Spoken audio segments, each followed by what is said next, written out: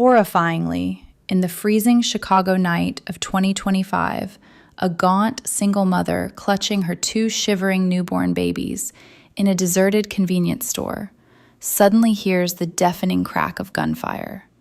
Can you even imagine it? A woman so desperately poor she hasn't eaten in days, skin and bones from starving herself to feed her infants, suddenly throws her fragile body in front of bullets meant for complete strangers, including the sons of the most feared Mafia kingpin in the city. She collapses in a pool of her own blood, seemingly dead. Yet that single act of selfless courage brings the most powerful man in Chicago to his knees beside her, his ice-cold heart shattered by a lightning-strike love he can't resist. Could a woman who once had absolutely nothing truly conquer the heart of a man whose hands are stained with blood and who rules an entire city from the shadows? And when the darkest secrets are finally revealed, will this love redeem them both or destroy everything? Stay with me today to dive into this tear-soaked, passionately scorching love story, filled with jaw-dropping twists that will leave you breathless. You won't be able to look away. Before we dive into this chilling and mysterious story, please remember to subscribe to the channel, Alex Truths, and like this video. Every subscription, like, and share from you is a huge spiritual gift and an incredibly profound source of motivation for the channel's growth, so we can continue bringing wonderful videos every day to everyone. There would be no greater joy than receiving your love and support through the comments you leave right below this video. Comments sharing your emotions or telling us which province or city you're living and working in while listening to this story. All right, let's continue together and immerse ourselves in this amazing, captivating story that's filled with deep emotions. The wind off Lake Michigan cut through Chicago like a knife that bitter January night in 2025. Emily Harper stood behind the scratched plexiglass counter of the 24-hour Quick Mart on the corner of Cicero and 31st, her thin fingers trembling as she counted out change for a customer who smelled of cheap whiskey. The fluorescent lights buzzed overhead, harsh and unforgiving, casting deep shadows under her eyes. At 25 years old, she looked older, much older.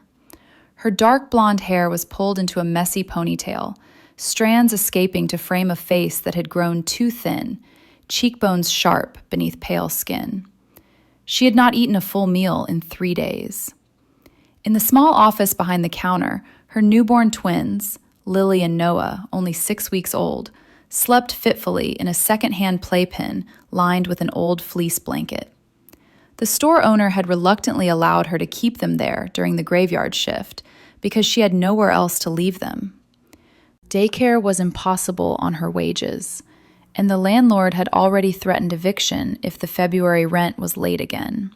The medical bills from her mother's long battle with cancer still arrived every month like clockwork, hundreds of thousands of dollars she could never hope to pay.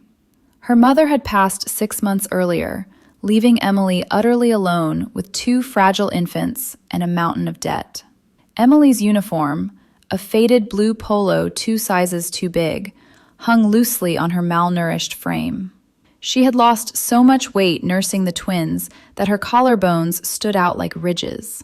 Sleep was a distant memory. She worked 11 at night to 7 in the morning, then cared for the babies all day in their cramped studio apartment where the heat barely worked. Some nights she sat on the floor holding both crying infants, rocking them until her arms went numb, tears streaming silently down her face, because there was no formula left and no money to buy more until payday. Tonight was particularly brutal. The wind rattled the plate glass windows, and the store's ancient heater struggled against the cold. Emily's feet ached in worn-out sneakers with holes in the soles. She had wrapped plastic bags around her socks to keep the chill out. Every time the automatic door chimed, a blast of icy air swept in, making her shiver uncontrollably. At around 1:30 in the morning, the door chimed again. Emily looked up, forcing a polite, timid smile, the kind she had perfected for difficult customers. 2 small boys in expensive winter coats tumbled in first, laughing and shoving each other playfully. Behind them stepped a man who seemed to fill the entire doorway. Alexander Reed. Even Emily, who kept her head down and avoided the news, knew who he was. Chicago whispered his name in fear and awe. Fair-skinned, tall, with sharp features and storm-gray eyes, he carried himself like someone who owned every room he entered. His black cashmere overcoat looked warmer than anything Emily had ever touched. His dark hair was neatly styled despite the wind, and the watch on his wrist probably cost more than she would earn in 10 years. The papers called him a real estate magnate. The streets called him something far darker. The man who quietly controlled half the city's underworld. Tonight, though, he was simply a father. His 6-year-old twin sons, Ethan and Caleb, were bundled in matching navy coats with Blackhawks logos, their cheeks flushed from the cold. They had clearly just come from a hockey game. Ethan clutched a foam finger, and Caleb wore a tiny team jersey under his open coat. "Daddy, I'm thirsty," Ethan complained, tugging at Alex's hand. "Hot chocolate," Caleb added firmly, as though it were non-negotiable. Alex sighed, a low, weary sound that carried the weight of a long evening. His voice was deep, controlled, but there was a faint edge of exhaustion in it. "Fine, but quick. We're not staying long." Emily's heart pounded as they approached the counter. She had never been this close to him before. Up close, he was even more intimidating. Broad shoulders, a jawline carved from granite, and those eyes that seemed to see everything. Yet there was something else beneath the cold exterior. Faint shadows under his eyes, a tightness around his mouth that spoke of sleepless nights and private torment. She busied herself at the coffee station, hands shaking slightly as she prepared 2 small cups of hot chocolate. Her voice came out soft, timid, the way it always did when she felt small and powerless. "Would you like marshmallows in them, sir?" The boy's head snapped up. Ethan grinned. "Yes, lots." Alex's gaze settled on her. For a moment, he simply studied her, taking in the frayed uniform, the dark circles under her amber eyes, the way her hands trembled from cold and fatigue. Something flickered across his face, too quickly to name. Guilt? Recognition? He nodded once. Whatever they want. Emily added extra marshmallows, then slid the cups across the counter. The boys grabbed them eagerly and moved to a small table near the window, chattering about the game. Alex remained at the counter, pulling out his wallet. His movements were precise, controlled, but Emily noticed the faint tension in his shoulders, the kind of tension that came from carrying too much for too long. She rang up the purchase, her voice barely above a whisper. "That'll be $4.18. He placed a $100 bill on the counter without looking at the total. "Keep the change." Emily stared at the bill, stunned. $100? That was 2 days of formula, 3 bus passes, half a week of heat in the apartment. Her throat tightened. "Sir, I can't." "You can," he said quietly, his tone leaving no room for argument. But there was no cruelty in it, only a strange, quiet intensity. She swallowed hard, nodding. "Thank you." The boys finished their drinks quickly, already restless again. Alex herded them toward the door, but Ethan paused, looking back at Emily. "Miss, your babies are crying." Emily's heart lurched. She hurried to the office doorway. Sure enough, Noah was fussing, his tiny face red, while Lily stirred beside him. The cold must have woken them. Panic surged through her. Customers sometimes complained about the babies, and she couldn't risk losing this job. "I'm sorry," she whispered, rushing to pick Noah up. He was warm against her chest, but his cries grew louder. She rocked him gently, murmuring soft apologies to the empty store. To her shock, Alex hadn't left. He stood in the doorway, watching her with an expression she couldn't read. The boys peered around his legs, curious. Emily felt heat rush to her cheeks, humiliation mixing with exhaustion. Here she was, barely holding it together, in front of the most powerful man in Chicago. She expected impatience, annoyance. Instead, Alex stepped inside the small office, his presence overwhelming in the cramped space. "They're beautiful," he said quietly, looking at the twins. Emily blinked, disoriented. No one had said anything kind about her babies in weeks. "Thank you," she managed, her voice cracking. Caleb tugged at his father's coat. "Daddy, they're little like Baby Yoda." Alex's lips twitched, the faintest hint of a smile. He crouched down to his son's level. "They're smaller and colder. It's too cold in here." Emily froze. He had noticed.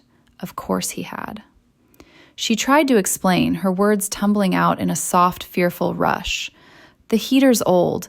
I have blankets. They're okay, really." But Alex was already shrugging out of his cashmere overcoat. Before she could protest, he draped it gently over the playpen, cocooning both infants in luxurious warmth. The coat probably cost more than her entire wardrobe. Emily stared, dizziness washing over her. The scent of expensive cologne and warm wool enveloped the babies. Noah's cries quieted almost immediately. "I can't," she started again, tears threatening. "You can," Alex repeated, his voice low but firm. His gray eyes met hers, and for the first time she saw beneath the icy exterior. Gnawing guilt, deep remorse, a violent emotional storm raging behind the controlled facade. He looked like a man carrying sins too heavy to name. He stood slowly, towering over her once more. "What's your name?" "Emily," she whispered. "Emily Harper." "Emily," he repeated, as though testing the weight of it. Something shifted in his expression, something fierce and sudden and overwhelming. In that moment, staring at this thin, exhausted young woman, cradling her child in a freezing store at 2 a.m, Alexander Reed felt a surge of emotion so intense it nearly brought him to his knees. Protectiveness, possessiveness, a longing so sharp it bordered on pain. He had built an empire on fear and control, but in this moment, he felt utterly powerless. Outside, his driver pulled the black Escalade to the curb. Alex glanced at his watch, then back at her. The boys were waiting. "Stay warm," he said finally, his voice rough. And then he was gone, the door chiming behind him, leaving Emily standing in the sudden silence, wrapped in the lingering warmth of his coat and the disorienting echo of his gaze. She didn't know it yet, but in that ordinary collision of lives, one desperately poor, one impossibly powerful, the first thread of destiny had been woven. The minutes after Alexander Reed left the Quick Mart stretched into a strange, suspended quiet. Emily stood motionless behind the counter, one hand still resting on the soft cashmere of his overcoat where it draped over the playpen. The luxurious fabric felt foreign against her rough fingers, like something from another world. Lily and Noah had settled again, their tiny breaths steady under the warmth he had left behind. A $100 bill lay untouched in the tip jar she never used. Her mind spun in dizzy circles, gratitude, humiliation, confusion, and a faint, terrifying spark of something she could not name. She tried to return to the small tasks that kept her afloat, wiping down the coffee station, restocking the cigarette display. But her body felt strangely numb, as though the cold had finally seeped into her bones. Every few seconds, her gaze drifted to the overcoat, to the lingering scent of expensive cologne that now filled the cramped office. It was absurd, unfair. A man like that noticing her at all was impossible. Giving her his coat, leaving a tip that could feed her babies for weeks, it felt like a cruel dream that would vanish the moment the sun rose. Outside, the wind howled louder, rattling the windows. Snow had begun to fall in heavy, wet flakes that stuck to the glass. The street was nearly deserted at 2:15 in the morning, only the occasional semi-truck rumbling past on Cicero Avenue. Emily's stomach twisted with hunger. She had not eaten since a single slice of stale bread the previous afternoon. The formula tin in her bag was almost empty. Tomorrow, she would have to choose between bus fare to the WIC office and diapers. The unfairness of it pressed down on her chest until breathing hurt. The automatic door chimed again. Emily looked up, expecting another late-night trucker or a teenager looking for energy drinks. Instead, a single figure stepped inside, a man in a dark hoodie pulled low, face shadowed, hands buried deep in his pockets. Something about the way he moved set every exhausted nerve in her body on edge. He did not look at the shelves. He did not speak. He simply stood just inside the door, scanning the store with slow, deliberate sweeps.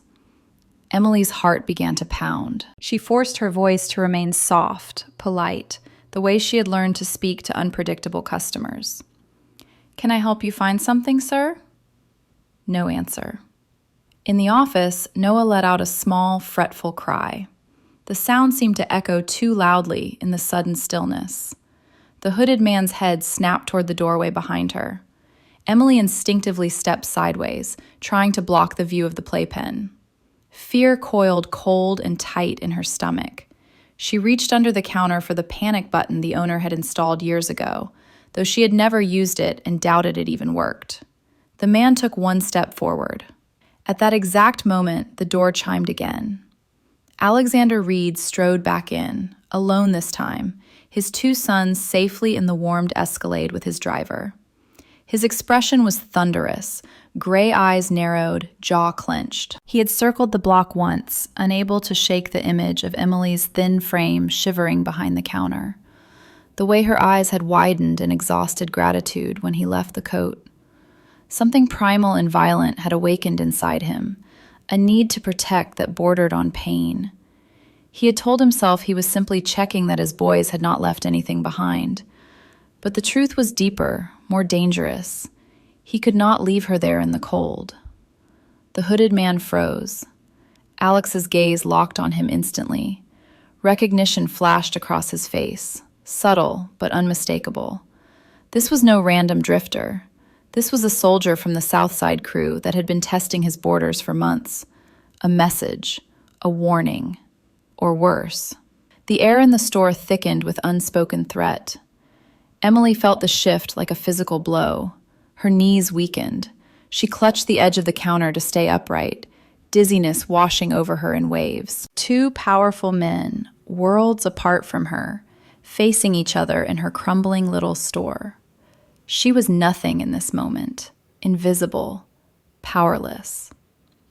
Alex spoke first, his voice low and lethal. "Not here. Not tonight." The hooded man's hand moved inside his pocket. Emily saw it before Alex did, the subtle shift of weight, the glint of metal catching the fluorescent light. Time slowed to a crawl. She did not think about her own safety. She did not think about the medical debt, the empty formula tin, the eviction notice waiting at home. She thought only of children, 4 innocent children, trapped in the path of whatever was about to happen. Noah cried again, louder this time. Lily joined him.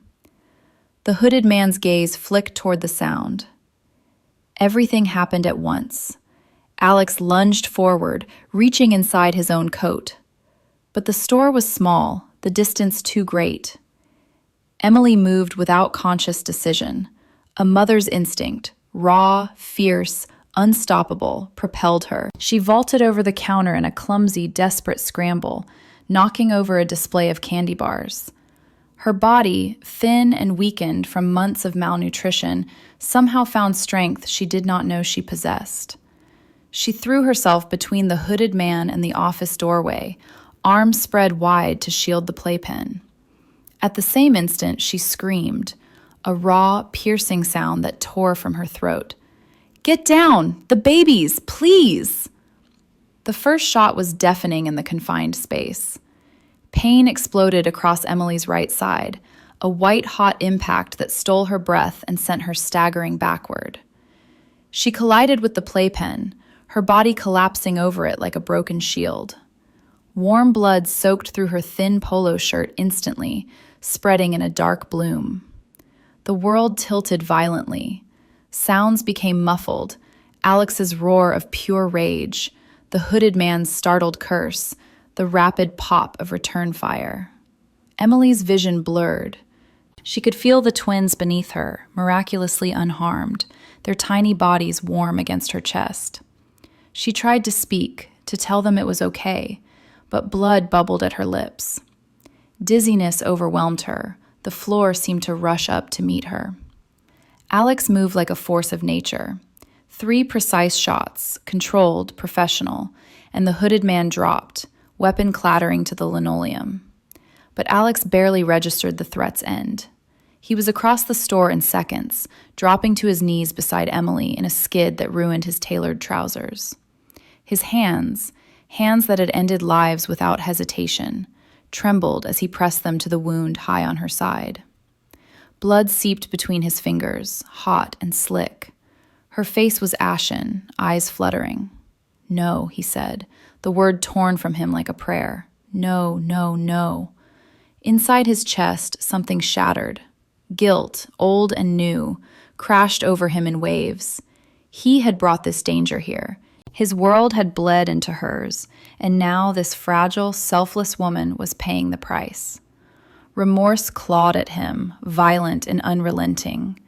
He had everything: money, power, men who would kill for him, and yet he could not stop this one bullet. Emily's eyes found his, dazed and unfocused.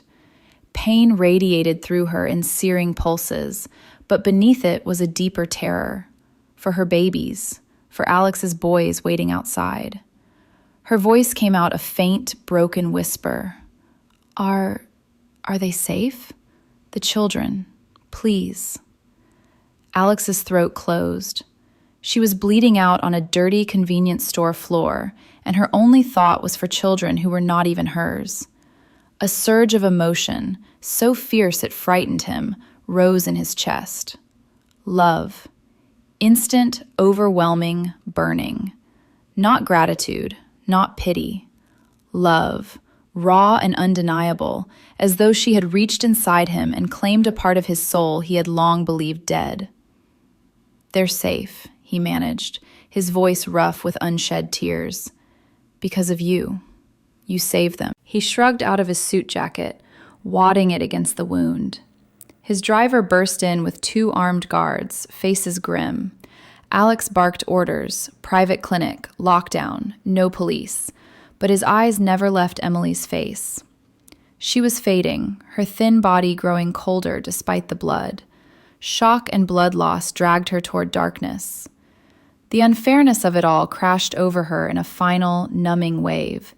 She had finally felt a moment of warmth, of kindness, and now she was dying for it.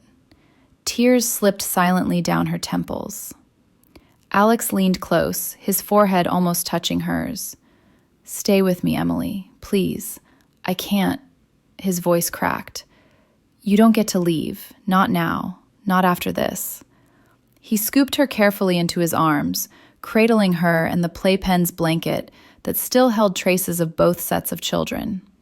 Blood soaked his white shirt, but he did not care. Outside, the Escalade waited, engine running. His men moved with practiced efficiency, securing the scene, erasing evidence. As the vehicle sped through the snowy streets toward his private medical facility, Alex held her against his chest, one hand pressing the makeshift compress, the other stroking her hair with desperate tenderness. Inside him, torment and love warred in violent silence.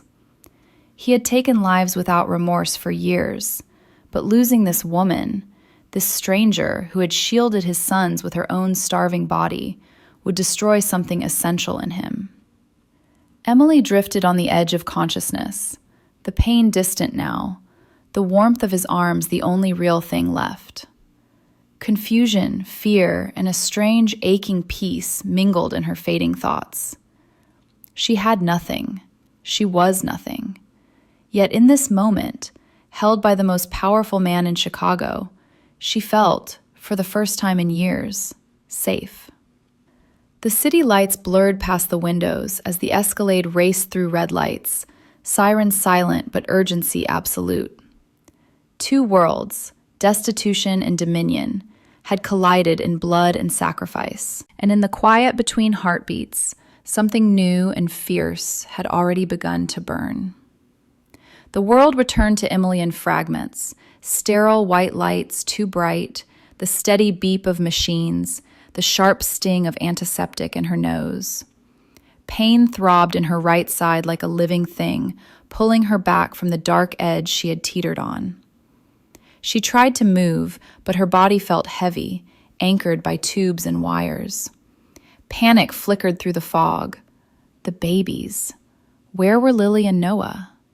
Her eyes flew open. She was in a hospital bed, but not like any hospital she had ever known. The room was spacious, private, with soft linen sheets and a wide window overlooking the glittering Chicago skyline at dawn.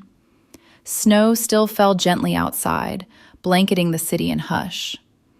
Machines hummed quietly beside her, monitoring every fragile heartbeat. A nurse in crisp scrubs noticed her stirring and approached with gentle efficiency. "Easy, Miss Harper, you're safe. You lost a lot of blood, but the surgery went well. The bullet missed everything vital." Emily's throat was raw. Her voice emerged as a cracked whisper. "My babies. Lily and Noah. Please, where are they?" "They're right here," the nurse said softly, gesturing to 2 state-of-the-art bassinets at the foot of the bed. Both infants slept peacefully, swaddled in soft hospital blankets, far warmer than anything Emily owned. Beside them, in small wheeled cribs, slept Ethan and Caleb, Alex Reed's sons, curled under matching cashmere throws. All 4 children, safe. Relief crashed over her so powerfully that tears spilled without warning. She tried to sit up, but pain lanced through her side, forcing her back with a gasp. The nurse adjusted the bed slightly and offered water through a straw.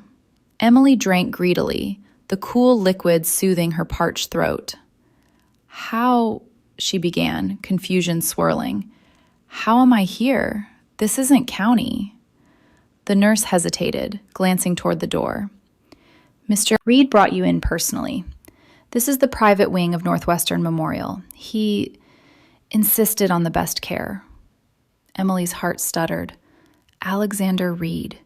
The name alone sent a tremor through her, fear, gratitude, and something deeper she could not yet name.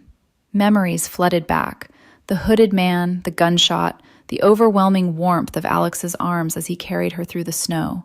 She had been bleeding, dying, yet he had held her like something precious. The door opened quietly. Alex stepped in, looking as though he had not slept.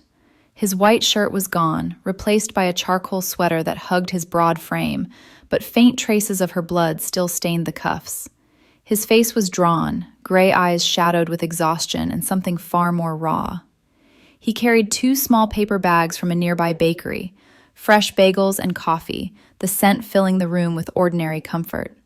He paused when he saw her awake. For a long moment, they simply stared at each other across the quiet space.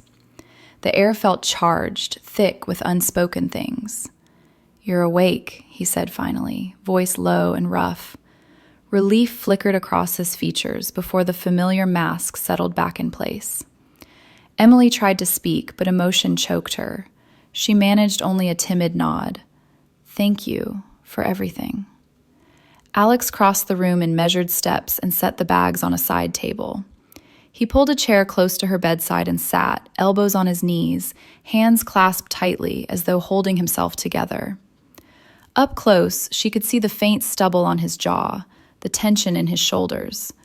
A man who commanded fear in others looked, in this moment, almost broken. "You don't thank me," he said quietly. "You saved my sons. I owe you a debt I can never repay."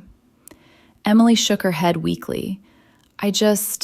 I couldn't let anything happen to them. Any of them." Her gaze drifted to the sleeping children. "They're so small."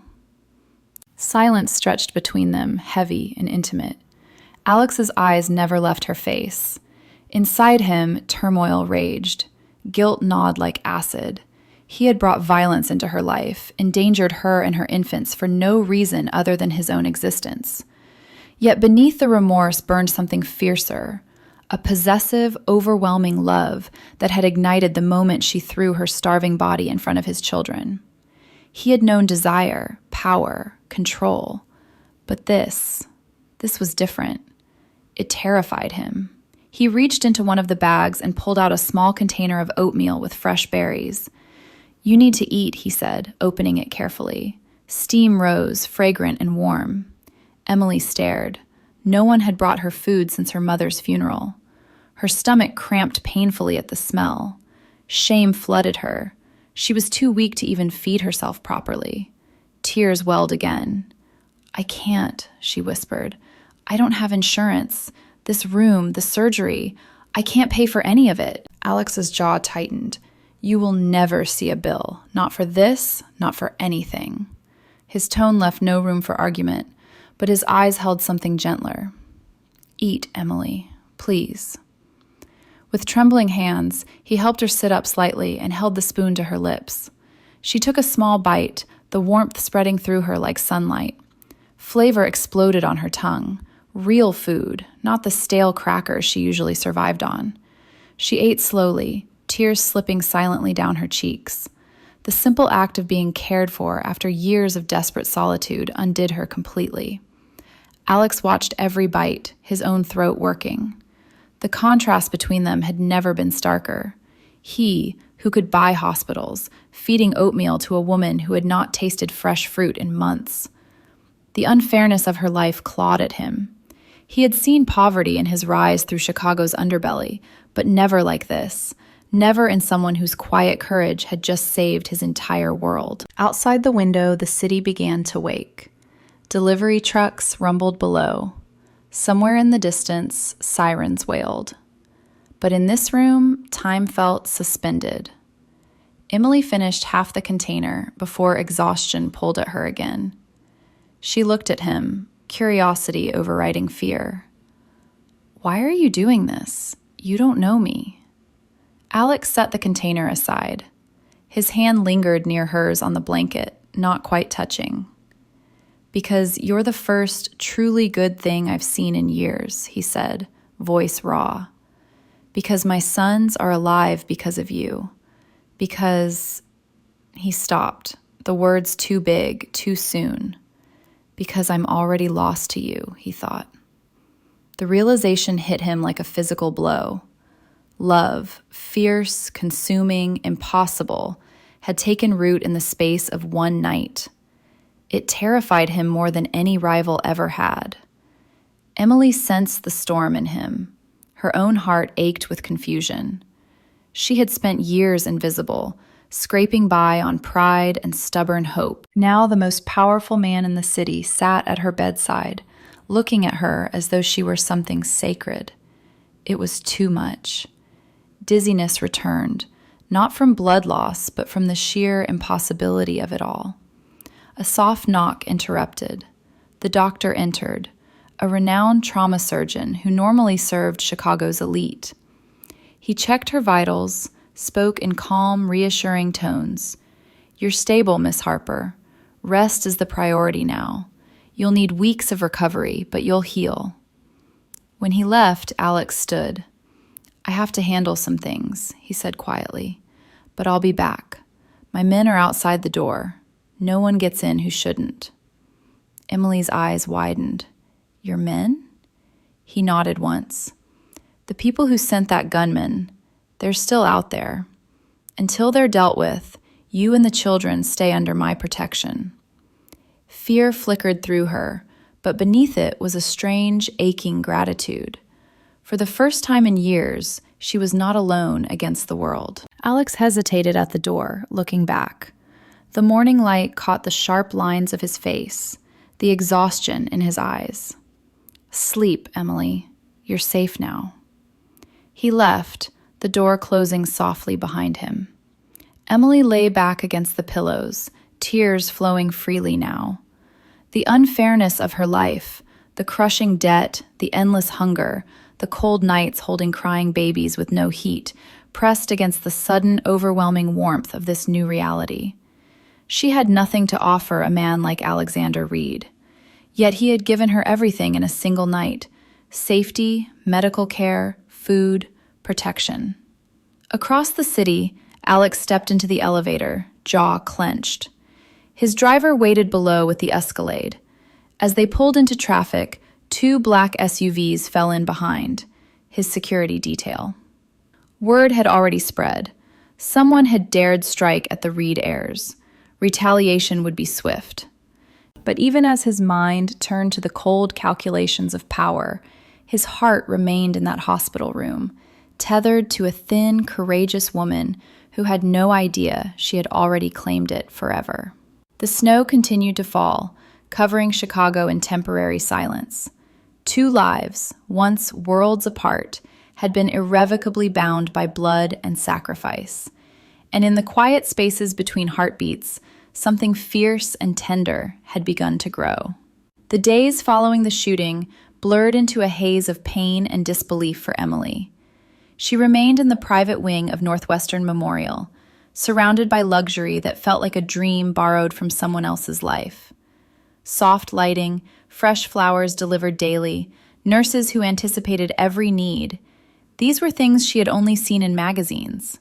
Her thin body, still weak from blood loss and years of malnutrition, sank into pillows that cost more than her monthly rent. Every time she woke, reality crashed against her anew. She was alive because a stranger, no, the most powerful man in Chicago, had willed it so. The children were never far. Lily and Noah thrived in the hospital's nursery suite, gaining weight on premium formula Alex had flown in from California. Ethan and Caleb visited daily, bringing clumsy drawings and shy questions about when the nice lady would come home to play. Home. The word twisted in Emily's chest. Her real home was a freezing studio apartment with peeling wallpaper and an eviction notice taped to the door. She had not paid rent in 2 months. The thought of returning there, of dragging her babies back to that cold, hopeless place, filled her with quiet, numbing dread. Alex was a constant shadow. He came every evening after handling business, his suits impeccable despite the exhaustion etched deeper into his face. He brought small things, a soft blanket for the babies, children's books with glossy pages, containers of homemade soup from his family's old Italian recipes. Each gift widened the chasm between their worlds. Emily accepted them with timid thanks, her voice soft and polite, but inside she wrestled with humiliation. She had nothing to give in return, only a body scarred by poverty and a heart too weary to trust kindness. One afternoon, as snow tapped gently against the window, Alex sat beside her bed reading a picture book to all 4 children. His deep voice softened as he did the characters' voices, drawing giggles from Ethan and Caleb. Emily watched from the pillows, tears pricking her eyes. It was unbearably beautiful and unbearably unfair. She had spent countless nights alone, rocking crying infants in the dark with no one to help. Now this man, who could command the city with a phone call, played father to her children as naturally as breathing. When the nurse took the babies for checks, silence settled. Alex closed the book and looked at her, really looked. His gray eyes held storms she could not read. "You should be resting," he said quietly. Emily managed a faint smile. "I am. It's just, this all feels like a mistake. Like I'll wake up back at the store, bleeding on the floor." His jaw tightened. That won't happen. Not ever again. She wanted to believe him, but suspicion lingered, born of too many broken promises in her life. "Why me?" she whispered. "You don't know me. I have nothing." "You have everything," he interrupted, voice rough. He leaned forward, elbows on his knees. "You have courage I didn't know still existed. You threw your body, starving, exhausted, in front of strangers' children, mine." His hand hovered near hers, then settled gently over her thin fingers. The touch sent warmth racing through her cold skin. "I know you, Emily, better than you think." The intensity in his gaze frightened and thrilled her. She pulled her hand away, heart pounding. "I'm just me, poor, broken. I deserve nothing," he said fiercely. "I've built my life on things that would make you run if you knew. But you You're light in all of it." He left soon after, promising to return. Emily lay staring at the ceiling, tears slipping silently into her hair. The disparity crushed her, his world of private jets and armed guards against her reality of food stamps and shut-off notices. She was a charity case, nothing more. Across the city, Alex moved through the shadows with lethal purpose. The investigation into the shooting had yielded results faster than expected. His most trusted lieutenant, Marcus Bennett, a man he had known since boyhood, who had stood beside him through every rise, had ordered the hit. Marcus believed eliminating the heirs would force Alex to name him successor. Greed disguised as loyalty. Alex confronted him in a deserted warehouse on the south side, snow swirling through broken windows. 2 black SUVs idled outside, engines running. Marcus stood defiant, flanked by 3 of his own men. "You think you can touch my sons?" Alex's voice was deadly quiet. Marcus shrugged, false bravado cracking. "You went soft, Alex, parading them at games, making yourself weak." The words struck deep. Soft. Because he had wanted one normal night with his boys. Because he had stopped at that store for hot chocolate. Alex's men moved without signal. Marcus's guards were disarmed in seconds, tense, controlled, no bloodshed. Marcus himself was forced to his knees. "Any last words?" Alex asked, voice empty. Marcus's defiance crumbled. "We were brothers." "You were never my brother." Alex turned away as his men took Marcus into the shadows. The betrayal cut deeper than any knife. Another piece of his soul gone. He drove through the city in silence, snow piling on the windshield. Guilt consumed him. Marcus was right. He had been careless. And Emily had paid the price. The thought of her thin body taking that bullet because of his mistakes tore at him violently. He gripped the steering wheel until his knuckles whitened. By the time he returned to the hospital, night had fallen. He found Emily asleep, face pale against the white pillows. The children slept in their bassinets nearby. He pulled a chair close and simply watched her breathe. Love, fierce, impossible, burning, had taken complete hold. It terrified him. He had sworn never to let anyone this close again after losing his wife to her demons. But Emily was different. She was salvation wrapped in suffering. Every time he looked at her, he felt the violent conflict, the need to protect her warring with the knowledge that his world would only hurt her more. A nurse entered with discharge papers. "She's strong enough to move tomorrow, Mr. Reed. With proper care, she'll recover fully."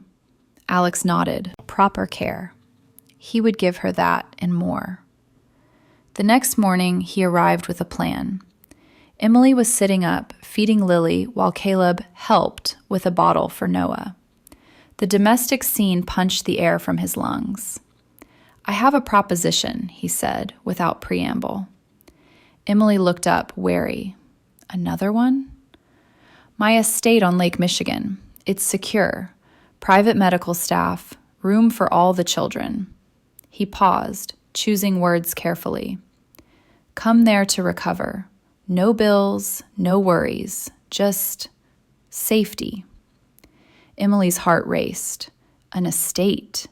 The word alone conjured images of wealth beyond imagination. "I can't. I have my apartment." "Your apartment has been taken care of," he said gently. "Rent paid for the year, belongings packed and stored." He anticipated her protest. "It's not charity, it's repayment. You saved my children. Let me save you." Tears filled her eyes. The unfairness overwhelmed her. The idea that her miserable little life could be swept away by one man's decision. She had fought so hard for scraps, and now everything was being handed to her. "I don't know how to be there," she whispered, "in your world." "You don't have to be anything but yourself," his voice dropped. "That's more than enough." Silence stretched, thick with emotion. Emily looked at the children, all 4 of them laughing together, and felt her resistance crumble. Safety, warmth, a chance for her babies to thrive.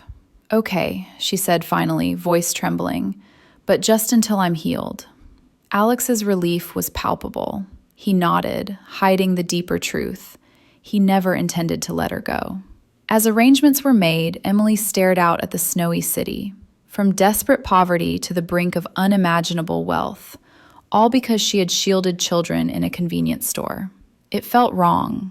Too much. Too fast. But when Alex lifted Noah gently from her arms to burp him, his large hands careful and sure, something inside her shifted. For the first time, the crushing weight of alone felt lighter. Outside, Chicago moved on, ruthless, beautiful, unforgiving. Inside the hospital room, two broken souls circled each other warily, drawn by forces neither fully understood. Betrayal had been uncovered and punished, but the real storm, the one building between a powerful man consumed by sudden, fierce love and a destitute woman drowning in gratitude and fear, was only beginning. The drive north along Lakeshore Drive felt like crossing into another country. Emily sat in the back of a heated black Escalade, Lily and Noah asleep in state-of-the-art car seats that probably cost more than her old crib. Ethan and Caleb chattered excitedly in the third row, pointing at the frozen lake glittering under weak February sun. Alex drove himself this time, his security detail in vehicles ahead and behind. Every few minutes, his gray eyes flicked to the rearview mirror, checking on her. Emily's side still ached beneath the bandages, but the pain was distant compared to the dizziness swirling in her mind. She wore borrowed clothes, soft yoga pants, and a cashmere sweater Alex had sent to the hospital. They hung loosely on her thin frame, a constant reminder of how little she belonged here. Her old life, threadbare coats, cracked linoleum, the constant gnaw of hunger, felt both impossibly close and impossibly far. The estate appeared suddenly, gated and sprawling, set back from the lake on acres of snow-covered grounds. Stone walls, wrought iron fences, discreet cameras everywhere. It looked like a fortress disguised as a mansion. As the gates swung open, Emily's breath caught. She had expected wealth, but not this scale. Manicured gardens buried under winter white, a circular drive with a fountain frozen mid-spurt, the house itself rising 3 stories with wings stretching left and right. Alex parked near the entrance. Staff emerged immediately. Housekeeper, nurses, security, moving with quiet efficiency. Emily felt heat rush to her cheeks. She was the charity case being delivered. Inside, the air smelled of cedar and lemon polish. Marble floors gleamed under crystal chandeliers. A grand staircase curved upward like something from a movie. Emily stood frozen in the foyer, clutching a small hospital bag with her few possessions. A worn photo of her mother, 2 tiny onesies for the babies, a half-empty tube of diaper cream. A woman in her 50s approached, Elena, the head housekeeper, dressed in crisp black with a kind but assessing gaze. "Miss Harper, welcome. Your suite is ready." Sweet. The word echoed absurdly. Alex lifted Noah's carrier from her arms before she could protest. "You shouldn't carry anything yet." His touch was careful, almost reverent. Emily's heart stuttered. She followed Elena up the stairs, legs trembling from weakness and nerves. The children were settled in an adjoining nursery, 4 cribs lined up, warmed by a fireplace, monitored by 2 private nurses. Toys Ethan and Caleb had outgrown filled shelves, but everything smelled new. Her own room stole what little breath she had left. Larger than her entire old apartment, with floor-to-ceiling windows overlooking the lake, a king bed draped in ivory linens, a sitting area with plush armchairs, an ensuite bathroom of white marble and heated floors. Fresh flowers, white roses, stood on every surface. A bassinet waited for whichever twin needed her at night. Emily stood in the center, turning slowly. It was beautiful. It was terrifying. Alex lingered in the doorway, watching her reaction. "If anything isn't right, tell Elena. She'll fix it," she managed to whisper. "It's too much." "It's not enough," he said quietly. Then he left her to rest. The first days passed in a dreamlike haze. Nurses changed dressings, brought meals on silver trays, steak, fresh salmon, vegetables she had not tasted in years. Emily ate slowly, afraid her shrunken stomach would rebel. Weight began to return to her face, color to her cheeks. The babies thrived, cheeks rounding, sleep deepening. But the luxury pressed against her poverty like salt in a wound. Every silk robe, every heated towel reminded her how far she had fallen and how unfairly she had been lifted. She caught staff glancing at her worn sneakers, the frayed edges of her old coat now hanging in a closet full of new clothes Alex had ordered in her size. Shame burned constantly. At night, she wandered the halls, unable to sleep in the vast bed. The house was quiet, but never empty. Guards patrolled discreetly. Lights glowed softly. One evening, she found herself in the library, walls of leather-bound books, a fire crackling. Alex was there, glass of amber liquid in hand, staring into the flames. He looked up, surprised. "You should be sleeping." "I can't," she admitted, voice timid. "It's too quiet, too warm." He set the glass down and gestured to the sofa opposite. She sat, curling her legs beneath her, still too thin. Silence stretched, comfortable yet charged. "I used to read to my mother," she said suddenly, when the power was out, by flashlight. "We had one book, Little Women. I knew it by heart." Alex's expression softened. "Read to the children tomorrow. They'd love that." She nodded, then whispered, "This place, it's like a palace. I keep waiting to wake up evicted again." His jaw tightened. "You'll never be evicted again. Never hungry, never cold." The promise hung between them, fierce and absolute. Emily's eyes filled. "You can't fix everything." "I can fix this," he said, voice rough with emotion. Outside, the wind howled off the lake, familiar, cruel. Inside, firelight danced on his face, revealing the torment beneath his control. Marcus's betrayal still bled in him. Every luxury he gave her was penance, every glance a confession. He loved her with a violence that frightened him. She was light and he was darkness, and the thought of tainting her tore him apart. Days turned to weeks. Emily's strength returned slowly. She began helping with the children, rocking all four in the nursery rocker, singing the lullabies her mother had sung. Ethan and Caleb followed her like ducklings, begging for stories. Lily and Noah smiled real smiles for the first time. Alex watched from doorways, unseen. Each scene pierced him deeper. His sons laughing, truly laughing since their mother's death. Emily's voice, soft and steady, filling rooms that had been silent too long. The sight of her nursing her infants while reading to his boys undid him completely. One stormy afternoon, a convoy of black SUVs arrived unannounced, remnants of Marcus's loyalists demanding answers. Alex met them in the drive, coat open despite the cold, flanked by his men. Words were sharp, threats failed. Emily watched from an upstairs window, heart pounding. No shots fired, but the tension crackled like lightning. When Alex returned, snow in his hair, eyes blazing, he found her waiting in the hall. "Are you okay?" she asked, voice trembling. He stopped inches from her. "They won't come again." She reached out, fingers brushing his cold cheek. The touch ignited something. His hand covered hers, holding it there. For a moment they stood frozen, breath mingling, the storm raging outside mirroring the one within. "I'm scared," she whispered. "Not of them, of this, of needing it too much." His eyes darkened with pain and longing. "Then be scared with me, because I need it more." He released her hand and walked away, leaving her trembling. That night, thunder shook the house. Power flickered. Emily woke to Noah crying and hurried to the nursery. All 4 children were restless. She gathered them as best she could, one in arms, others close, singing through the storm. Alex found her there later, curled on the nursery floor with the children asleep around her like petals.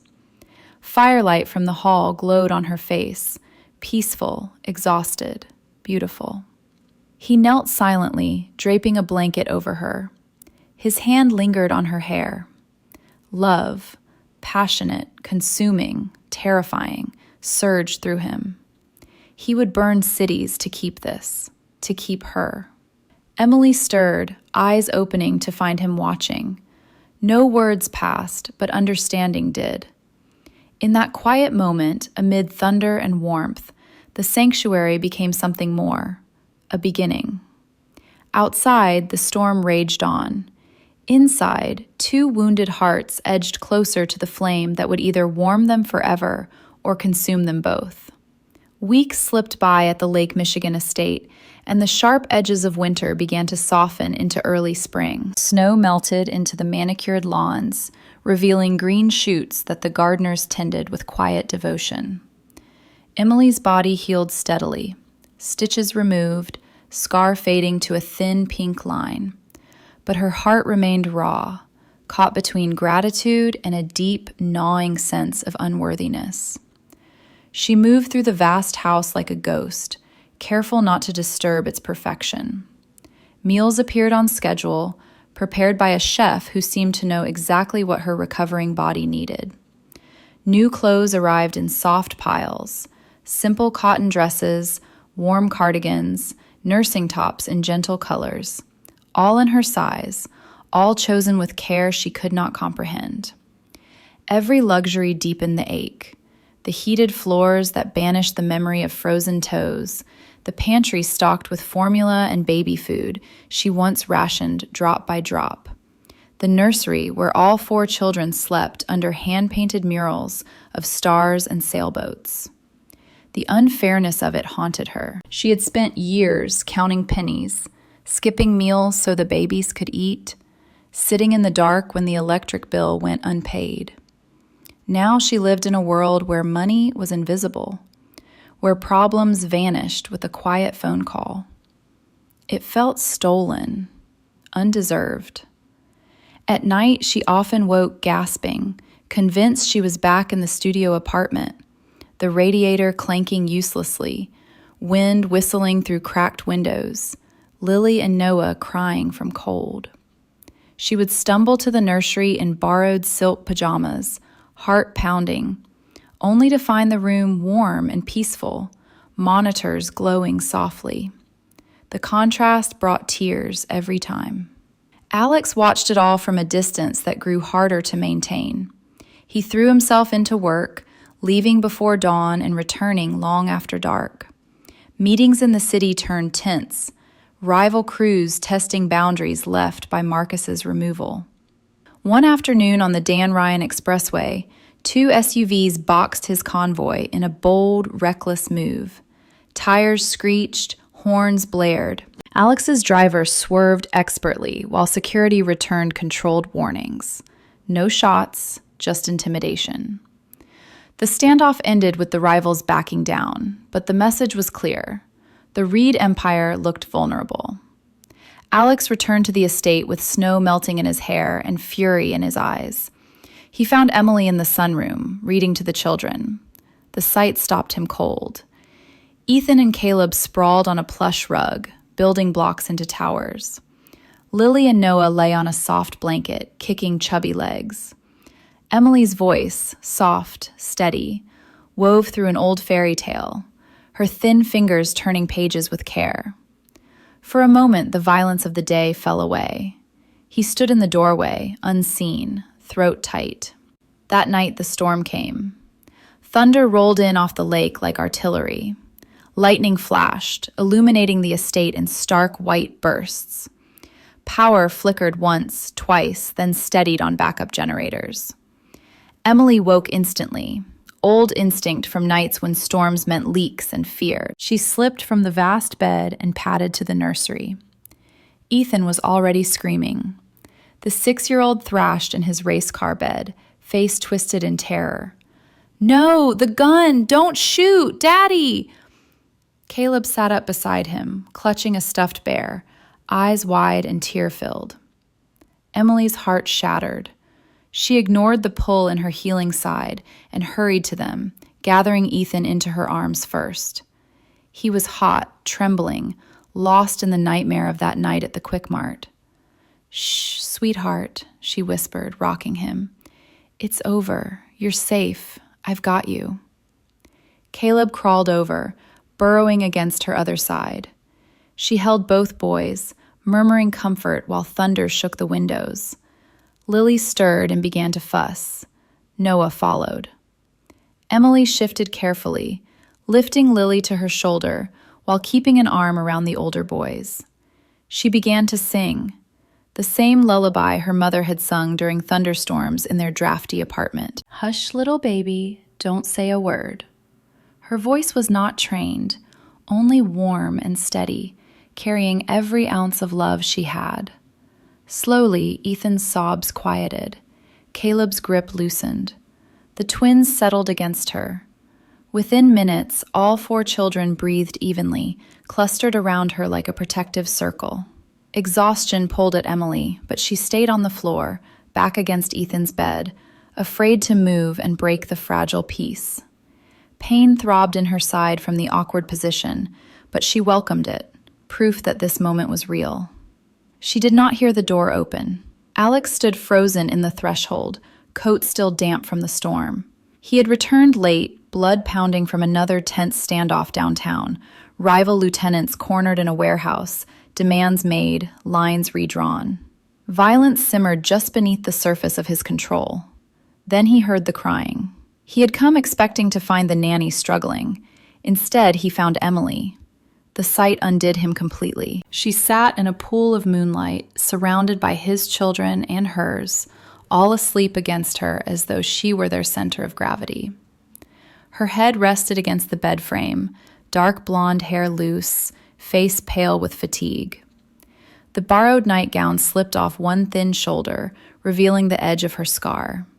She looked breakable and unbreakable. Alex's chest caved in. Guilt crashed over him in waves. His sons had not had nightmares this severe in months, not since their mother's death. He had failed them then, buried in grief and work. Now another nightmare, caused by his carelessness, his enemies. And Emily, still healing from a wound meant for them, had soothed it away. Remorse clawed deeper than ever. He was poison. Everything he touched suffered. Yet here she was, giving light to his darkness without hesitation. Love, fierce, aching, absolute, surged through him until breathing hurt.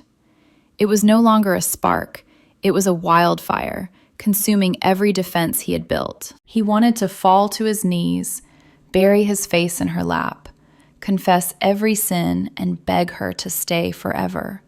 The need terrified him. He, who feared nothing, was terrified of her. He moved silently, taking a cashmere throw from the rocking chair. He draped it over her and the children, careful not to wake them. Then he sank into the armchair in the corner, elbows on knees, and watched. Hours passed. Thunder faded to distant rumbles. Moonlight shifted across the room. Alex did not move. He memorized every line of her sleeping face, the faint freckles across her nose, the way her lashes cast shadows on her cheeks, the protective curve of her arm around his son's. For the first time since his wife's overdose, the armor around his heart cracked. Not shattered, cracked.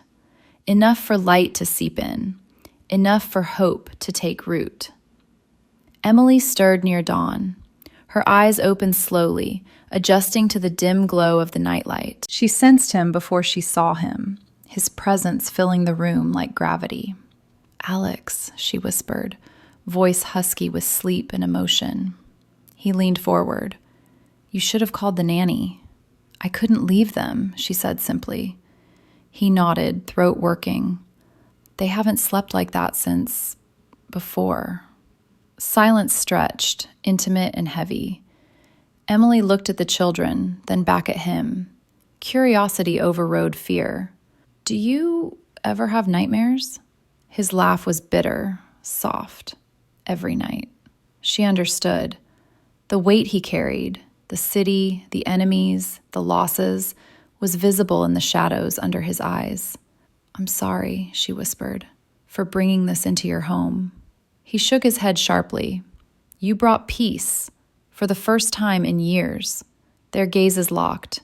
Something passed between them. Recognition, longing, terror. Emily felt it like a physical touch. This man, who could command armies, looked at her as though she held his salvation. The crack in his armor widened. Outside, the storm had passed. Inside, a different storm began.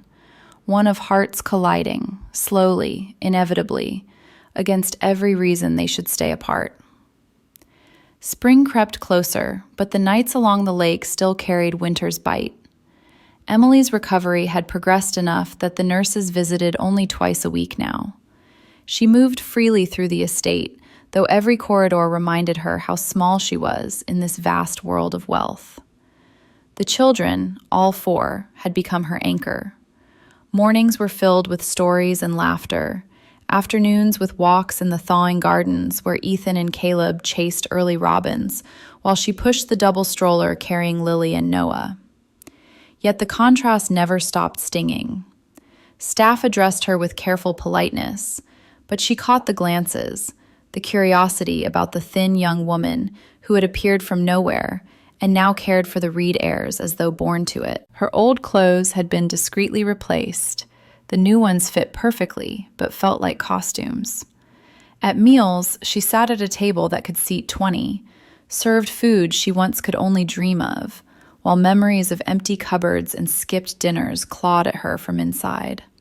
Alex's absences grew longer. Rivals pressed harder, sensing weakness after Marcus's disappearance. One evening in the city, a bold crew blocked his convoy near the river, 3 SUVs cutting him off on Lower Wacker Drive. Horns blared in the concrete canyon. Words were shouted through open windows, threats veiled as negotiations. Alex's men held position, hands ready but calm. The standoff lasted minutes that felt like hours before the rivals peeled away, message delivered. Alex returned with tension coiled tight in his shoulders, eyes stormy. He found the house quiet, children asleep. Firelight glowed from the kitchen, unusual at this hour. He followed it. Emily stood at the massive marble island, heating milk for a bottle. She wore one of his old university sweatshirts, sleeves rolled up, the hem falling to mid-thigh. Her hair was loose, catching the warm light. She looked up as he entered, surprise flickering across her face. "You're late," she said softly, then flushed. "I didn't mean, the boys asked for you at bedtime." Alex loosened his tie, pouring himself water from a crystal pitcher. He had not eaten since morning. Business ran long. She nodded, focusing on the bottle. Silence stretched, not uncomfortable, but heavy with things unsaid. He watched her test the milk on her wrist, the careful, practiced motion of a mother who had learned everything the hard way. Something in him snapped. "Marcus is dead," he said quietly. Emily froze. The bottle trembled in her hand. She set it down slowly. "The man who sent the shooter?" "Yes." His voice was flat, but his eyes betrayed the storm. "My oldest friend. He thought my sons were in his way." Horror washed over her face. She took a step back, bumping the counter. "You killed him?" Alex's jaw clenched. "I ended it." The words hung between them like smoke. Emily's breath came shallow. She had known his world was dangerous, guards, locked gates, tense phone calls. But this was real, blood on his hands. He saw the fear in her eyes and hated himself for it. You deserve the truth, all of it. This life, it's not clean. I built it on things I can't undo. Emily wrapped her arms around herself, thin frame shaking. Why tell me now? Because I can't lie to you anymore. He stepped closer, voice dropping. Because every day I watch you with my children, with yours, and it tears me apart. You give them what I never could, light, safety. And I brought you here thinking I was saving you, but I'm poisoning you with my darkness. Tears welled in her eyes. You didn't poison anything. You gave us everything, food, warmth, a home. It's not a home, he said fiercely. It's a fortress, because of me. She shook her head, tears spilling. I was dying out there, Alex. Slowly. Every day choosing between formula and bus fare. Holding crying babies in the dark because I couldn't pay the heat. You saved us. He closed the distance, stopping inches away. The air between them crackled. You saved us first. Their gazes locked. Emily saw the torment in him, guilt, remorse, a violent war between the man he was and the man he wanted to be for her. Alex saw her fear, but also something stronger, compassion. Her voice came out a whisper. You're not darkness. You're the father who reads bedtime stories with funny voices, who checks the baby's breathing 10 times a night, who stood in the rain to scare away rivals so we could sleep safe. His control shattered. He reached for her, hands framing her face with desperate gentleness. Emily. The kiss was inevitable. Weeks of restraint exploding in one searing moment. His lips claimed hers with hunger, born of fear and longing, passionate and intense, as though she were air and he had been drowning. Emily gasped against him, hands clutching his shirt, the world tilting. Heat raced through her veins, chasing away years of cold. He lifted her onto the island without breaking the kiss, stepping between her knees, arms wrapping around her thin frame as though she might vanish. She tasted salt, his tears or hers, she could not tell. The kiss deepened, fierce and consuming, years of loneliness pouring out. When they broke apart, foreheads touching, both were trembling. I'm terrified, he confessed, voice raw, of hurting you, of losing you. I'm terrified too, she whispered, of needing you this much. He pulled back slightly, gray eyes burning. Then stay, not as a guest, as theirs. He nodded toward the nursery, as their guardian, nanny. Mother, if they'll have you. Full salary, more than enough. Your own accounts, security for the babies, everything. Emily's heart pounded. You want me to stay? Forever? I want you here always. His thumb traced her cheek. But on your terms. Honesty. No secrets about threats.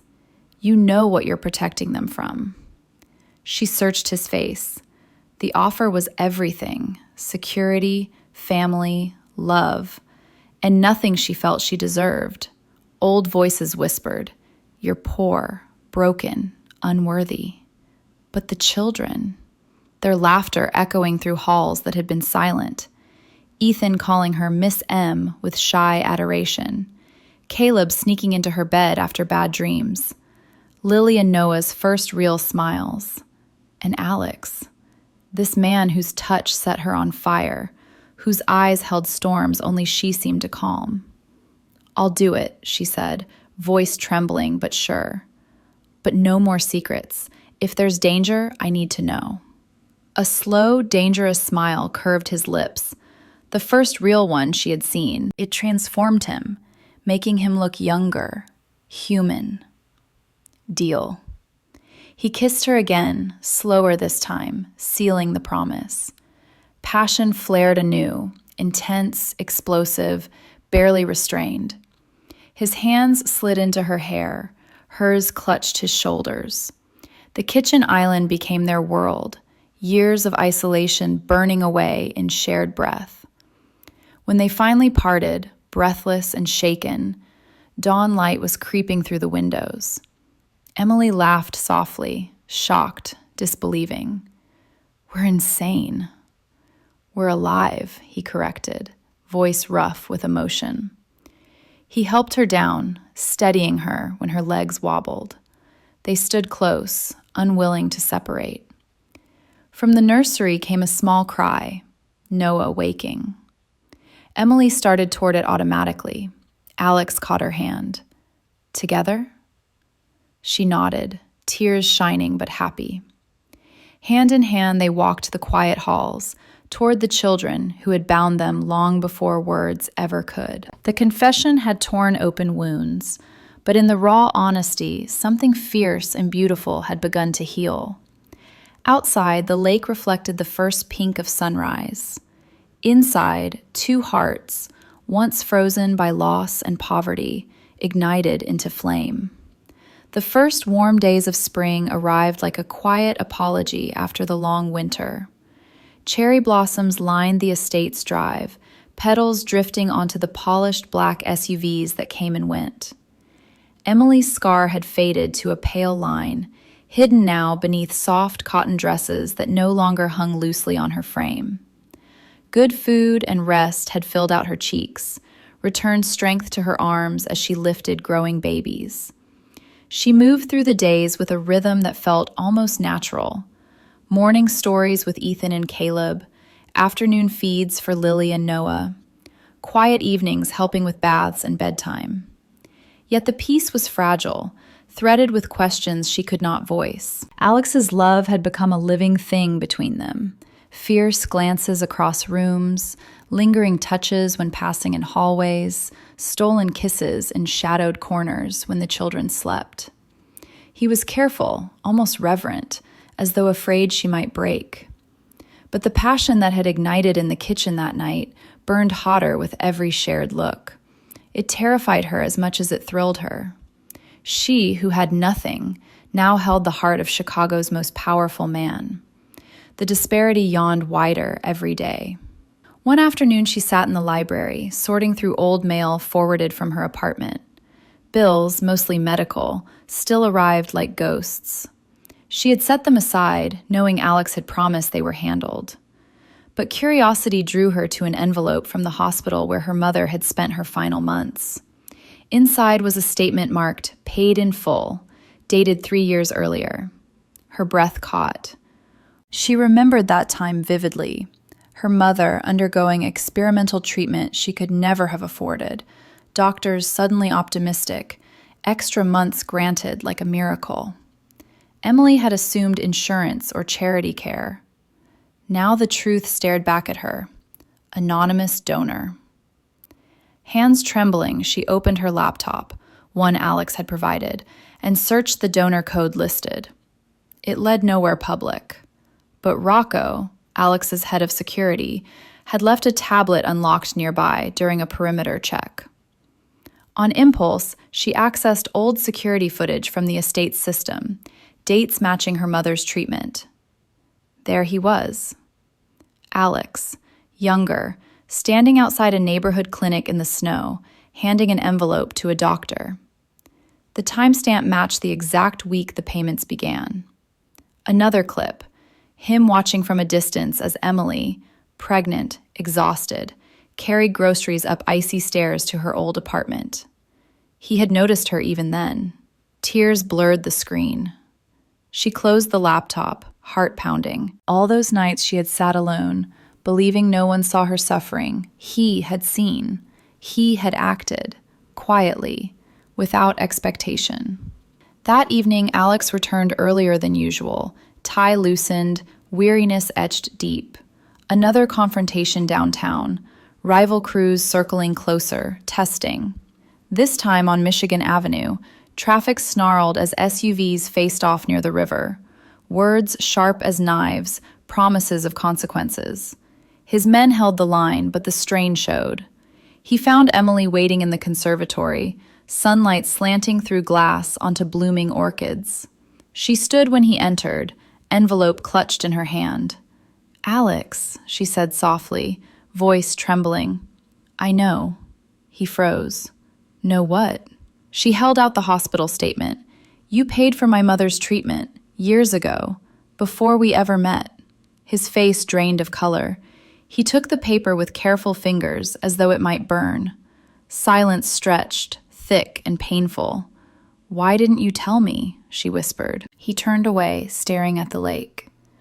Because it wasn't about recognition. You were struggling, carrying bags in the snow, barely eating. I saw you. I couldn't not help. Tears spilled down her cheeks. You gave her 2 more years. You gave me time to say goodbye properly, and you never said a word. He faced her then, eyes raw. I didn't deserve thanks. Not then, not now. Emily stepped closer, reaching for his hand. You think you're darkness, but you've been light in my life longer than I knew. The words broke something in him. He pulled her against his chest, arms wrapping tight as though afraid she'd slip away. She felt his heart pounding, fierce, unsteady. His voice came muffled against her hair. I was watching over the neighborhood, quiet donations, favors. Then I saw you, fighting so hard, alone, and it became personal. I told myself it was nothing, but it was everything. She clung to him, sobs shaking her thin frame. All the years of humiliation, begging for extensions on bills, rationing formula, crying in the dark, crashed against this revelation. He had seen her at her lowest and chosen kindness anyway. I thought no one cared, she whispered. I thought I was invisible. You were never invisible, he said fiercely. Not to me. They sank to the plush sofa, still holding each other. Sunlight warmed them through glass, but inside storms raged. For Emily, the shock was dizzying. Years of believing herself utterly alone, now rewritten by secret compassion from the man she loved. Gratitude and love surged so intensely it hurt. For Alex, the conflict tore deeper. He had hidden his goodness because he believed himself unworthy, tainted by the empire built on shadows. Yet here she was, seeing light where he saw only dark. Her forgiveness, her love, threatened to undo him completely. He pulled back, cupping her face. I don't deserve you. You deserve everything, she said, tears shining. You've been saving me long before I saved your sons. The kiss that followed was different, slower, deeper, laced with revelation and relief. Passion flared, but gentler now, tempered by understanding. His hands traced her back with reverence, hers threaded through his hair. They fit together like pieces long separated. When they parted, foreheads touching, both breathed unsteadily. I love you, he said, voice rough with truth. The words he had carried for months, years perhaps, finally free. Emily's heart soared and broke simultaneously. I love you too. The admission terrified her. She, with nothing to offer but a scarred past and 2 babies, loving Chicago's king.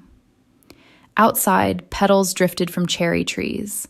Inside, hidden goodness revealed, bridged the chasm between their worlds. The poor girl who had endured cold nights alone, and the powerful man who had quietly eased her suffering, found, in truth, the beginning of healing. But even as love deepened, danger circled closer. Rivals grew bolder, sensing division. Alex's protection became fiercer.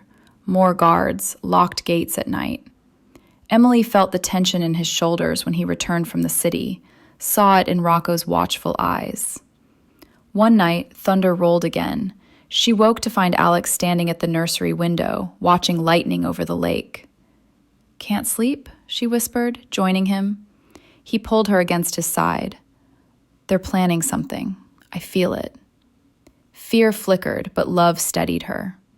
Then we'll face it together. He turned, kissing her forehead. Together. In the quiet, with children sleeping safely behind them, they stood wrapped in each other, two souls who had found light in unexpected places. The hidden goodness revealed had changed everything. Poverty's scars remained, but love's warmth began to heal them. Outside, the storm gathered strength. Inside, their bond grew unbreakable. Summer heat settled over Chicago like a heavy blanket, turning the lake into a mirror of blue fire. At the estate, life had found a fragile rhythm. Emily's days revolved around the children, picnics on the lawn, finger painting in the sunroom, bedtime stories under the stars visible through the glass-domed nursery ceiling. Her body had healed completely. Laughter came easier now. Weight had returned to her frame, and the constant ache of hunger was only a memory. Yet the memory lingered, sharp and humiliating, every time she caught her reflection in one of the gilded mirrors. The girl who had once weighed diapers against food now walked halls lined with priceless art. Alex's love enveloped her like the lake breeze, constant, intense, sometimes overwhelming. He returned each evening with small gifts, a necklace with a tiny gold locket holding photos of all 4 children, books for her growing collection, quiet moments on the pier where he held her as though she were the only real thing in his dangerous world. Their nights were passionate, burning, whispered promises in the dark, bodies tangled in silk sheets, love expressed with a ferocity that left them both breathless and shaken. But the rivals had not relented. Marcus's old allies, fragments of his network, grew bolder. Interceptions on the expressways became weekly, SUVs tailing too close, sudden blockades at traffic lights, veiled messages delivered through neutral channels. Alex met each challenge with cold precision, his men always one step ahead, but the strain carved deeper lines around his eyes.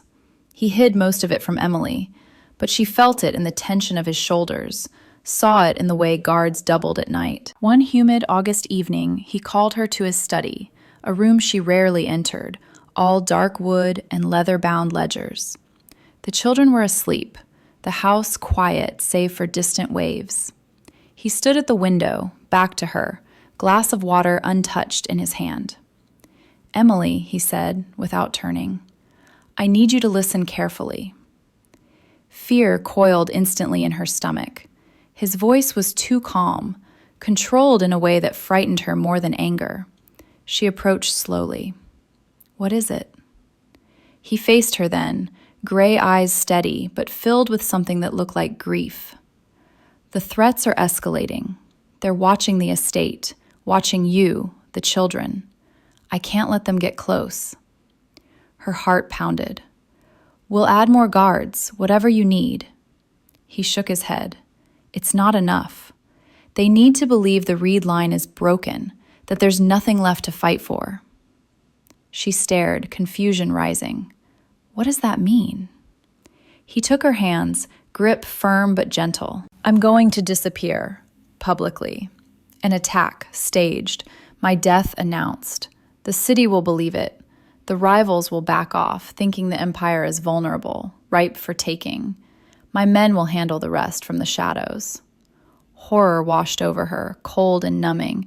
"No, Alex, no." "It's the only way," he said fiercely. 10 days, maybe 2 weeks, long enough for them to show their hands. Then I come back. We end it for good." Tears filled her eyes. "And me? The children?" "You'll be told I'm gone. You have to believe it, truly grieve. They'll be watching. Any hint it's fake?" He didn't finish. The room spun. She pulled her hands away, backing up until her legs hit a chair. "You want me to mourn you? To tell your sons their father is dead?" Pain flashed across his face. "I hate it more than you know, but it's to protect you, all of you." She shook her head, tears spilling. "I can't. I won't survive it." He crossed to her in 2 strides, pulling her against him. "You will. Because you're the strongest person I've ever known. And because I'll be watching every moment. I won't be far." They clung together in the dim study, her sobs muffled against his chest. The plan was cruel, unfair in a way that tore at her soul. She, who had lost her mother slowly to illness, now faced losing the man she loved in a lie designed to save them. The poverty of her past felt kinder than this. The attack happened 3 nights later. Emily was reading to the children when alarms blared, red lights strobing through the halls. Rocco burst in, face grim. "Stay here. Lock the door." She gathered the children close, heart hammering. Gunfire echoed distantly, controlled bursts from the lakeside. Then silence. Rocco returned alone, blood on his sleeve that wasn't his. "Miss Harper," his voice broke. "The boss, he didn't make it." The world collapsed. Emily screamed, a raw, tearing sound that woke the babies. She collapsed to the nursery floor, children clinging to her as grief crashed in waves. It felt real because it was real. She believed. Headlines the next morning confirmed. Alexander Reed, prominent businessman, killed in targeted ambush. Body burned beyond recognition. Empire in chaos. For 10 agonizing days, Emily existed in a fog of mourning. She moved through the estate like a ghost, caring for the children on instinct alone. Ethan and Caleb asked for their father with quiet, confused tears. She held them through nightmares, whispering lies that he was watching from heaven. Lily and Noah sensed the sorrow, fussing endlessly. Sleep evaded her. Food tasted like ash. The old hunger returned, not physical, but soul deep. She sat for hours on the pier where they had shared kisses, staring at the lake until dizziness overtook her. Memories assaulted. His secret kindness years ago, the night he confessed Marcus's death, their passionate promises, all gone. The unfairness crushed her. She had finally found love, safety, only to lose it in violence she could never understand. Alex watched from hidden vantage points, tormented beyond bearing. He saw her waste away, cheeks hollowing again, eyes ringed with grief. Heard her sing broken lullabies through monitored cameras. Every tear she shed was a knife in his chest. He had done this to her, the woman he loved more than breath. Guilt and remorse warred with the necessity, tearing him apart. He barely slept, barely ate, haunted by the knowledge that his plan, meant to protect, was destroying her. On the 10th night, as rivals finally overreached, gathering for a power grab, his men struck. Silent, precise. Threats eliminated. Dawn broke pink and gold over the lake. Emily sat in the nursery rocker, Lily at her breast, staring blankly. Exhaustion numbed everything. She had cried until no tears remained. The door opened softly. She looked up, and the world stopped. Alex stood there, disheveled, eyes bloodshot, but alive. For a moment she couldn't breathe. Shock rooted her in place. Then disbelief crashed into joy and rage. She set Lily gently in the crib and rose, legs unsteady. "You're dead." He crossed the room in 3 strides. "I'm sorry. God, Emily, I'm so sorry." She slapped him, hard, the sound sharp in the quiet room. Then she launched herself into his arms, kissing him with desperate, furious passion. Tears streamed down both their faces. He lifted her, backing her against the wall, mouths fused in a kiss that held 10 days of grief and relief. It was explosive, teeth clashing, hands clutching, bodies pressing as though to merge. Weeks of restraint shattered. Love poured out fierce and consuming. When they broke apart, gasping, foreheads touching, she sobbed, "I hated you. I loved you. I thought I'd lost everything again." "Never," he vowed, voice breaking. "Never again." They sank to the floor together, tangled limbs, whispering apologies and promises. The children stirred but settled, sensing safety returned. Outside, the lake sparkled under rising sun. Inside, a love tested by the cruelest deception emerged stronger, burning, unbreakable. The fake death had torn their worlds apart. The reunion forged them whole. Dawn light filtered through the nursery curtains, painting soft gold across the sleeping children. Emily and Alex remained on the floor, limbs tangled, faces inches apart. Her hand still trembled from the slap. His cheek bore a faint red mark, but his eyes, those storm-gray eyes, held only desperate love and remorse. "I thought you were gone," she whispered again, voice cracking. Fresh tears spilled, tracing paths down cheeks that had known too many tears these past days. "I buried you in my heart. I sang to the boys about heaven. A sob choked her. "I couldn't breathe." Alex's arms tightened around her, pulling her fully into his lap. "I know. I watched every second. Every tear you shed killed me more than any rival ever could." His voice was raw, stripped bare. "I hated myself for it, for putting you through that hell to keep you safe." She buried her face in his neck, breathing him in, alive, warm, real. The scent of him, clean soap and faint lake air, anchored her spinning world. Shock still numbed her edges, but beneath it surged a love so fierce it frightened her. She had grieved him with every fiber of her being. Now joy and fury warred inside her chest, tearing at the fragile peace she had only just begun to find. He tilted her chin up, thumbs brushing away tears. "Forgive me." The plea in his eyes undid her completely. She kissed him instead of answering, hard, demanding, pouring 10 days of loss into the contact. He responded instantly, a low groan escaping as he met her fire with his own. The kiss turned explosive in seconds, weeks of separation, grief, and fear igniting like dry tinder. Alex rose in one fluid motion, lifting her with him. She wrapped her legs around his waist, arms locked behind his neck, mouths never parting. He carried her from the nursery, down the quiet hall to their bedroom, the vast master suite with windows overlooking the lake, now shimmering in morning light. The door closed behind them with a soft click. Clothes fell away in frantic urgency, his shirt buttons scattered across hardwood. Her nightgown tore slightly at the shoulder in his haste. Skin met skin, warm, alive, desperate. They collided against the wall first, then the dresser, mouths and hands seeking reassurance that this was not a dream. Emily's back arched as his lips traced her throat, her scar, every place grief had touched. "I need you," she gasped, fingers digging into his shoulders. "Now, please." He carried her to the bed, laying her down with reverence that quickly gave way to passion. The silk sheets, once symbols of the wealth she felt unworthy of, became their world. He covered her body with his, whispering her name like a prayer between kisses that branded her skin. Their joining was fierce, almost violent in its intensity, two souls reclaiming what death had tried to steal. Every thrust, every gasp, every shared breath carried the weight of loss and reunion.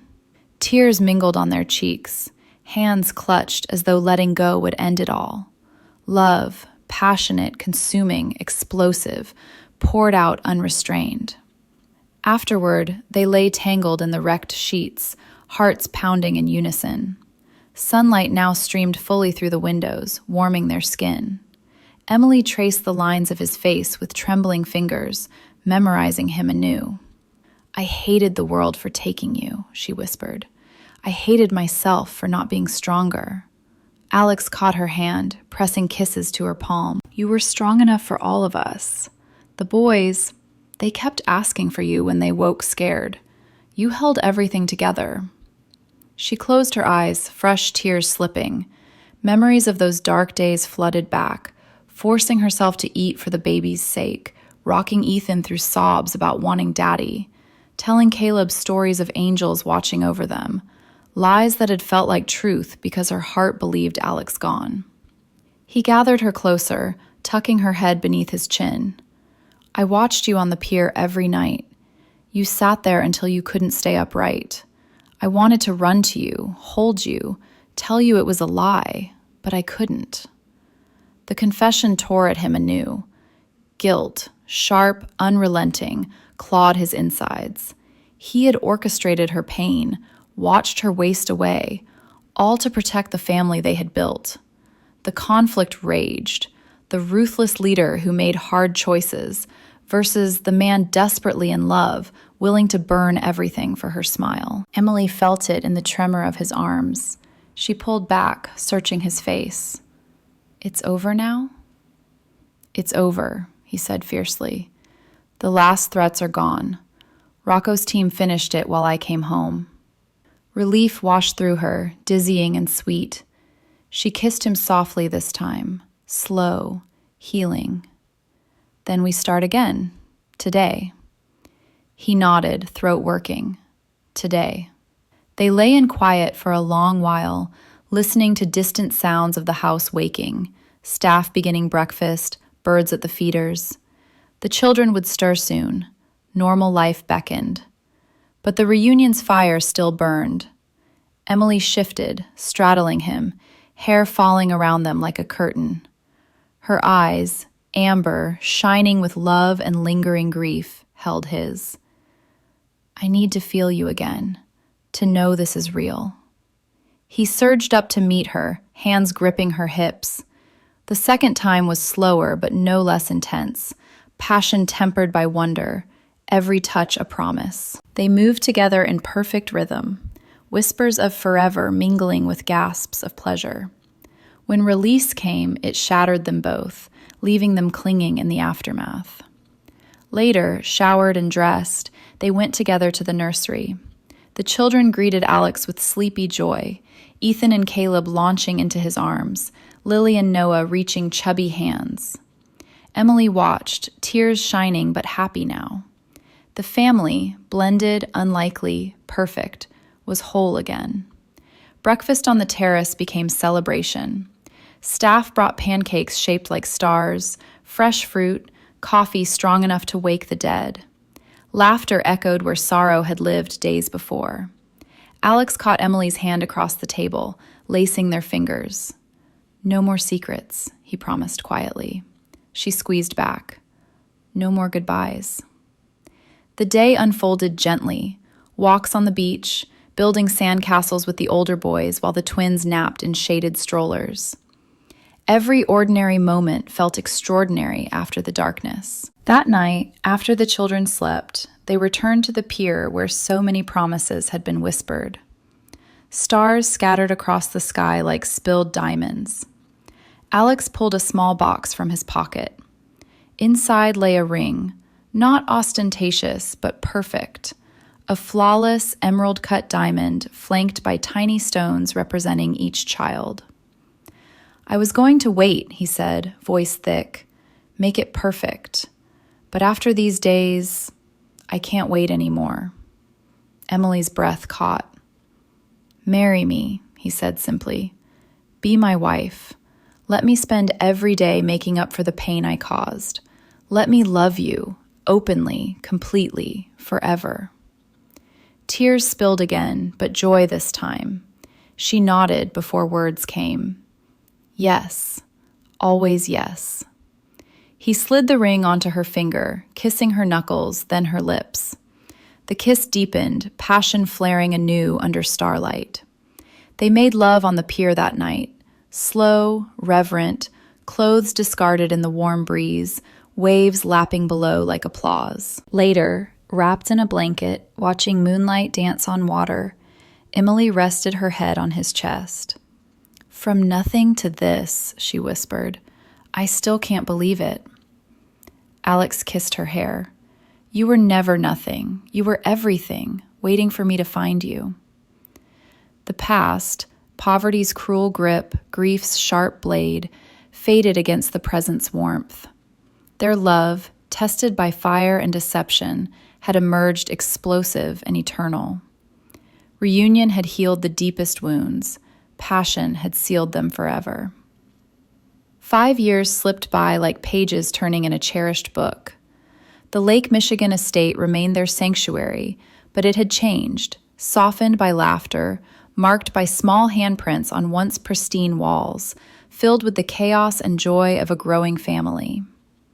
Ethan and Caleb, now 11 years old, raced across the wide lawns with boundless energy, their dark hair catching sunlight as they kicked soccer balls toward goals Alex had built himself. Lily and Noah, no longer babies, but sturdy 5-year-olds with Emily's amber eyes and mischievous smiles, trailed behind, shouting encouragement. In the center of it all toddled little Grace, their daughter, born 2 years earlier, with Alex's gray eyes and a laugh that could melt winter. Emily stood on the terrace watching them, a light summer dress fluttering around her legs. The diamond on her finger caught the July sun, simple now after she had quietly asked for something smaller, something that felt like hers. She was no longer thin. Good food, rest, and love had rounded her features, given her strength she once only dreamed of. Yet memories of poverty lingered like faint scars, reminders of cold nights counting coins for formula, of hunger sharp enough to blur vision, of sitting alone in the dark, praying for one more day.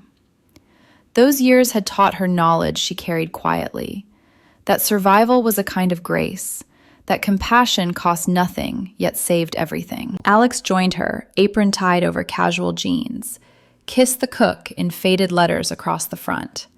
He manned the massive grill, flipping burgers with practiced ease, smoke curling into the perfect blue sky.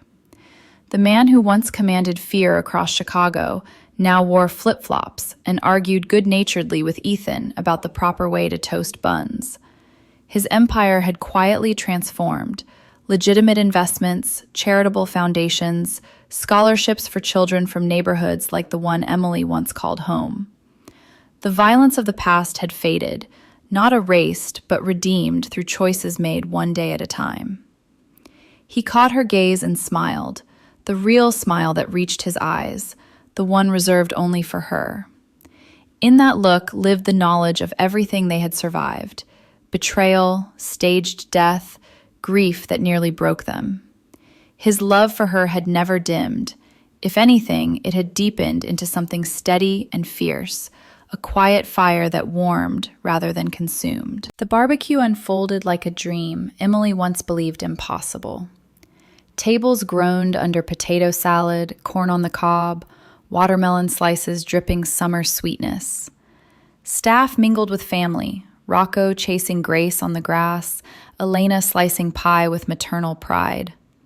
Fireworks waited for dusk, stacked safely by the lake. Later, as the sun dipped low, the children begged for the video camera. 11-year-old Ethan held it steady while Caleb directed. They focused on Emily and Alex sitting together on a wide blanket, Grace asleep in Emily's arms, the older four sprawled nearby licking popsicles. "Say something for the future," Ethan urged. Emily looked into the lens, eyes shining with hard-won wisdom. "Life isn't about where you start," she said softly. "It's about the knowledge you gain along the way. The lessons that teach you compassion cost nothing, yet changes everything. Education of the heart matters more than any bank account. Love doesn't see wealth or poverty, skin color or past mistakes. Love simply sees another soul and chooses to stay." Alex's arm tightened around her shoulders. He added quietly, "The greatest knowledge I ever gained was that redemption is possible. The hardest lesson was learning to forgive myself. The best education came from watching this woman turn survival into grace, day after day." They sat in quiet stillness a moment, the kind that holds entire lifetimes. Emily smiled at the camera again. "Cherish the people who choose you when you have nothing. Hold tight to the lessons that hurt. They often teach the most. Seek knowledge in kindness. Let education of the spirit guide you. And remember, love, real love, crosses every divide." Fireworks began then, bursts of color over the lake, reflecting in wide, childish eyes. The family watched together, wrapped in blankets against the cooling night. Alex kissed Emily's temple, whispering words only for her. She leaned into him, heart full. In that moment, redemption felt complete. The man who once believed himself beyond saving had built a life of quiet good. The woman who once had nothing had become the center of everything.